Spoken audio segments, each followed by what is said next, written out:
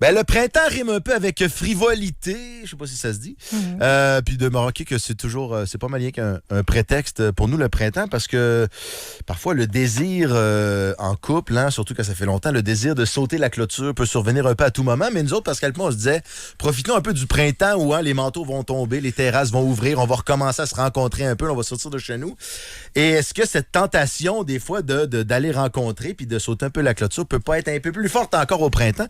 C'est un bon prétexte pour se faire une petite thérapie de groupe avec notre ami André Roson, qui est thérapeute. Salut André. Bonjour Paul, bonjour Pascal. Toujours un plaisir de te recevoir, André. Est-ce que on est fou de penser qu'au printemps, il y a effectivement un peu plus de tentation de sauter la clôture, ou c'est à l'année finalement ça fait Si la tentation est là juste au printemps, ou si la tentation est là, point, ça devrait être la tentation de mettre de l'ordre dans notre couple qu'on pourrait ressentir aussi. Ah, intéressant. Bon moment pour faire le ménage du printemps dans la maison puis le ménage dans notre couple. Faire le ménage de la maison avant de faire le ménage de dehors, mettons. OK, plus voir ça comme un signal d'alarme que de juste se laisser porter par cette tentation-là. Oui, c'est ça. Il y en a qui font ça, tu sais, je veux dire, sauter la clôture. Il y en a que c'est carrément un geste de sabotage puis de tout défaire. Mais tu sais, si on est tenté ailleurs, les femmes comprennent habituellement mieux cette tentation-là comme une invitation de mettre à jour notre couple. Les hommes, un peu moins. Les hommes, j'ai l'impression qu'on voit plus ça comme des opportunités, finalement. C'est un peu ça. Tabarouette. Les filles ont sorti les jupes, c'est ma chance. Est-ce que les filles se remettent plus en question que les gars aussi, finalement? Souvent. Tu sais, j'ai des hommes et des femmes infidèles qui viennent me voir, tu sais. Puis quand tu demandes à une femme pourquoi tu es infidèle, ben ils vont dire, à un moment donné, je me sentais comme un meuble dans la maison. Je me sentais pas regardée, valorisée, importante, tu sais. Puis on peut comprendre ça. Puis tu demandes à un gars, il dit, pourquoi tu es infidèle? Il dit, j'ai une occasion. Voilà. Ouais, pour vrai. Une opportunité. Puis c'est chaud. Oui. Puis tu leur demandes, je veux dire, la nouvelle, est-ce qu'elle était plus fine, plus belle? Non, ma blonde, pas mal plus fine, pas mal plus belle. Gros cocon, pourquoi tu as fait ça? Il dit, j'avais une opportunité, elle m'a sauté dessus. Genre, je dis pas que c'est toujours comme ça, mais souvent ça. Oui. Est-ce que tu observes aussi que ça va être différent, comme tu disais, la femme qui se sent moins vue, que c'est différents besoins qui sont comblés par ça? Tu sais, des fois, il y en a qui disent, les gars, ça n'a pas besoin de sentiments. Je sais que c'est des stéréotypes, mais est-ce que ça se confirme dans la pratique de dire, les filles ont besoin de créer un lien amoureux, tandis que les gars, c'est plus quelque chose de sexuel, là, mettons? Je dirais que les gars, plus, je vais m'inclure là-dedans parce que vous entendez ma voix, plus qu'on vieillit, plus qu'on devient un peu comme les filles. On a besoin d'une connexion, on a besoin de se sentir bien. Puis, à un moment donné, le physique ou l'attirance physique, c'est vraiment plus assez pour que ça soit fun. OK. Qu'est-ce que tu penses? Parce que, tu sais, on parle de couple, cette envie de sauter la clôture. Puis, je trouve ça intéressant, si l'envie se présente, peut-être c'est le temps de faire le ménage dans votre couple. Ça devrait être ça le réflexe plutôt que d'aller consommer cette espèce de tentation. Ça m'amène, moi, on dirait, dans ma réflexion, pas personnelle, mais au couple ouvert. Il y a bien des gens là, qui vont se dire, là, on fait le ménage de notre couple, après, là, il y a des tentations de l'extérieur. Fait que, tu sais, au lieu de se séparer ou au lieu de régler des affaires, on pourrait amener du monde dans notre couple et devenir un couple ouvert. On va s'autoriser un et l'autre à aérer, mettons. Voilà. Puis ça c'est le choix respectif de chacun. Mais tu crois-tu à ça, le couple ouvert? Oui, parce que je sais que ça existe, là. Mais ceux que je vois dans mon bureau de l'habitude, je résumerais ça un petit peu par un gros paquet de troubles.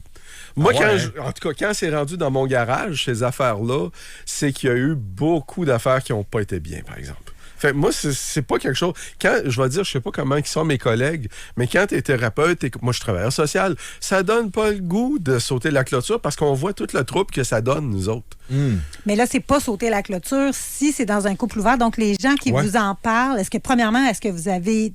Ça fait longtemps, il me semble, que vous exercez? On parle-tu de trentaine d'années? Oui. Bon, c'est pas pour vous vieillir, mais avez-vous vu une escalade, tu sais, qu'il y en a de plus en plus? Y a-t-il une tendance au couple ouvert ou c'est plus de quoi qu'on a l'impression qu'il y en a plus qu'avant parce qu'on en parle plus, mais que ça n'a pas vraiment changé? J'en avais dans le temps, j'en ai encore aujourd'hui. Puis les raisons, les motifs, ça reste pas mal la même chose.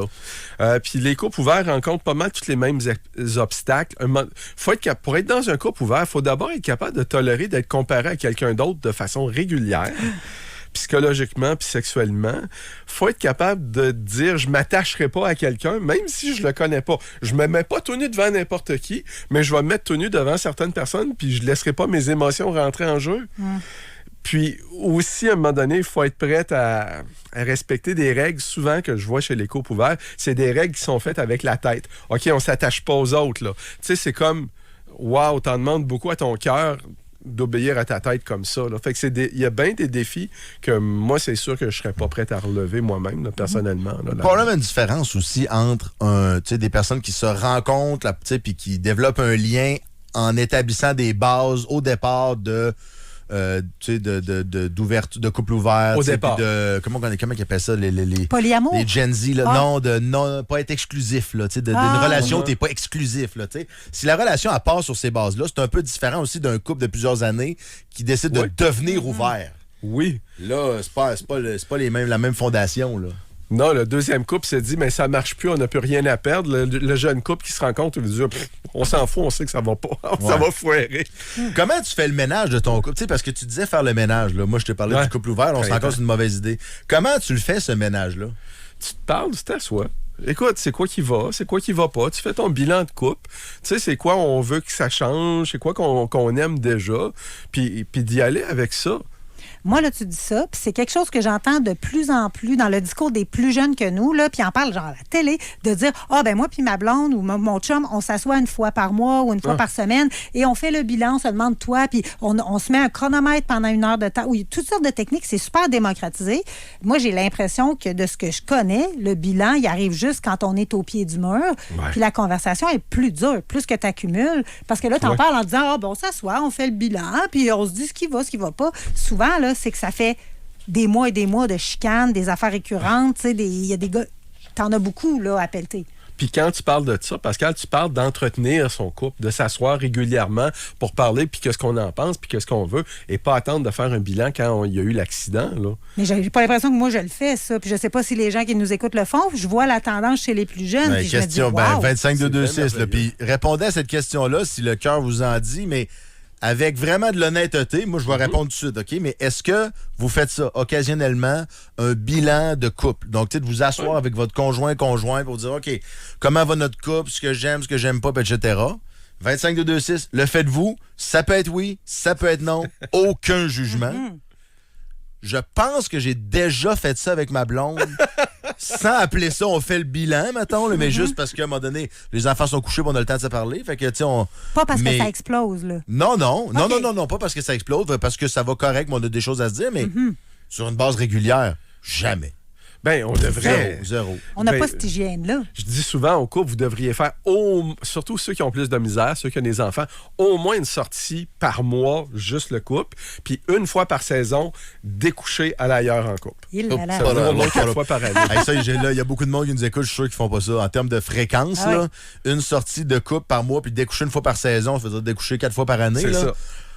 Ça doit dépendre d'où t'es dans la vie, l'âge des enfants, les affaires, là, je peux comprendre, là, mais pourtant, c'est pas tant que ça. Moi, quand on y pense, là, c'est pas vraiment le minimum. énorme. Une sortie, là, c'est pas obligé non plus d'être allé dans un resto 2 étoiles Michelin. Je veux dire, ça peut être aller marcher ses plaines d'Abraham. Je veux dire, c'est pas. Oui, mais là, c'est parce que ça passe vite. Hein? On se dit tout, oui, je vais le faire, là, mais là, on est dedans, ça va vite. Puis là, oups, tu t'es rendu compte que tu l'as échappé. Puis moi, personnellement, je ne l'ai pas fait, là, ce bout-là, en ayant envie de le faire, en me disant, oh, oui, il faut qu'on fasse ça, il faut qu'on sorte plus. Puis, tu sais, on n'est plus ensemble. Là. Et voilà. Et c'est comme ça. Et c'est comme ça que tu as rencontré André Roson, notre thérapeute. Merci d'être venu, André. C'est toujours ça me fait plaisir. Un grand plaisir. On s'arrête pour une petite pause. Il y a hockey ce soir. Je ne sais pas si vous vous souveniez, mais il y a hockey ce soir. On s'en va faire un tour au Centre Bell après la pause.